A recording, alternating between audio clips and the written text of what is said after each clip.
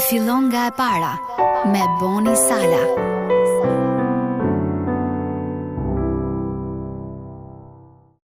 Pra nëse hani, nëse pini, nëse bëni ndonjë gjë tjetër, të gjitha t'i bëni për lavdinë e Perëndis.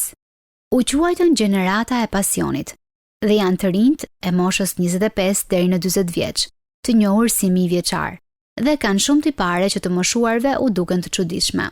Megjithatë, në mënyrën e tyre të veçantë, të rinjt mijëvjeçar duan të ndryshojnë botën, të bëjnë mirë, jo vetëm të fitojnë pasuri për veten e tyre, por të kontribuojnë për diçka që ka rëndësi. Këto tendenca kanë mundësi janë vepër e Ungjillit. Jezusi u tha ndjekësve të tij: "Askush s'ka dashuri më të madhe nga kjo, t'i jap jetën e vet për miqtë e tij." Dhënia e kohës, energjisë dhe burimeve tuaja për hir të tjerëve është dashuri. Mund të ndjeni të shpërblyer apo që jeta juaj ka kuptim kur shihni se keni sjellë ndryshim në jetën e dikujt tjetër. Megjithatë, çfarë ndodh me stinet e jetës son kur nuk kemi asgjë për të dhënë? Ndjesia e rëndësisë, e domethënies personale, nuk duhet të bëhet idhullyn, ashtu sikurse edhe pasuria.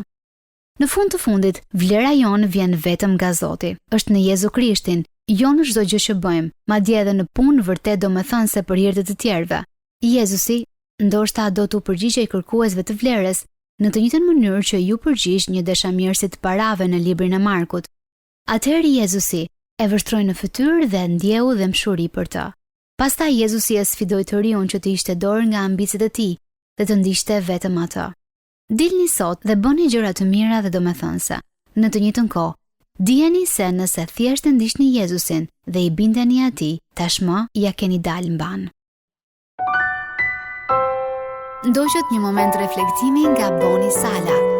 Fillon nga e para me Boni Sala.